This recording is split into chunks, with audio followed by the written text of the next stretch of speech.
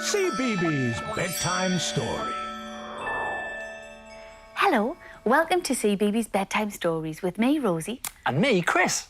Are you ready to settle down for tonight's Cbeebies story?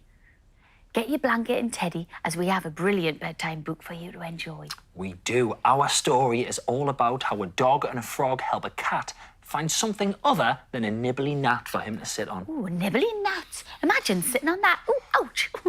I wonder what dog and frog find for cat to sit on. Tonight's story is called Oi Cat and is written by Kes Gray and illustrated by Jim Field. Oi, cat, step away from the gnat, said the frog. But I hate gnats, said the cat. Gnats are all nasty and nibbly and they keep biting me on the bottom. Why do you keep sitting on them then? Asked the dog. Why don't you sit on a mat instead? Because the frogs changed the rules, sighed the cat. Remember? That's right, smiled the frog. I've changed the rules. Dogs used to sit on frogs, but now they sit on logs. And cats used to sit on mats, but now they sit on gnats. It's a shame you're not a pony, said the dog. If you were a pony, you could sit on some macaroni. Just my luck, sighed the cat. Macaroni wouldn't nibble your bottom, said the dog. Will you stop talking about my bottom, said the cat. My bottom is none of your business. If you were a chick, you could sit on a brick, smiled the frog. If you were a vole, you could sit on a bowl. If you were a leech, you could sit on a peach. If you were a duck, you could sit on a truck. Well, I'm not a chick, am I? Frowned the cat. Or a vole, or a leech, or a duck. You're a cat, said the dog. On a gnat, smiled the frog, and rules are rules. If you were an alpaca, you could sit on a cream cracker, said the dog. If you were a mink, you could sit on a sink. If you were an armadillo, you could sit on a pillow. A lovely, soft, comfy pillow. If you were a lark, you could sit on a shark, said the frog. Unbelievable, said the cat. If you were a shrimp, you could sit on a chimp, said the dog. If you were a bunny, you could sit on some honey. If you were a pheasant, you could sit on a present. If you were a troll, you could sit on a doll. Whatever he sits on, it has to rhyme with cat, said the frog. Perhaps you could sit on a bat, said the dog. Instead of a mat or a gnat, you could sit on a cricket bat or a baseball bat or a softball bat.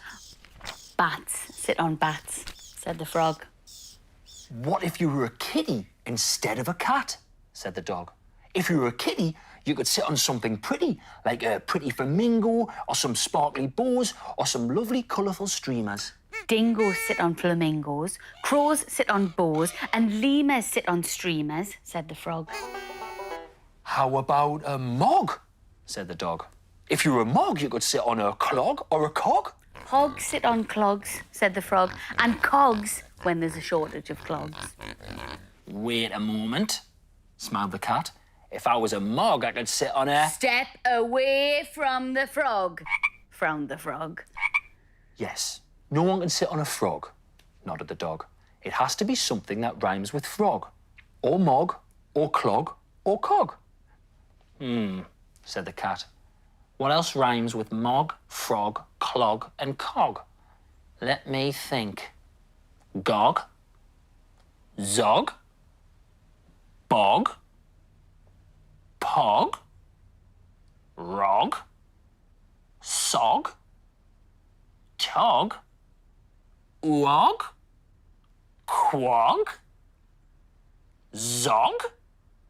Dog, said the dog.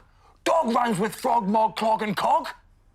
So it does, smiled the cat. So it does, clapped the frog. I wish I hadn't said that, said the dog. Oh, what a silly dog. Hang on a minute. What is this that I'm sitting on? Rosie, why are you sitting on a tea cosy? Because Frog told me to. Better do what he says. We hope you enjoyed our story just as much as we did. And be careful what you sit on, as who knows what frogs put there. Oh, it's now time to settle down and head to bed.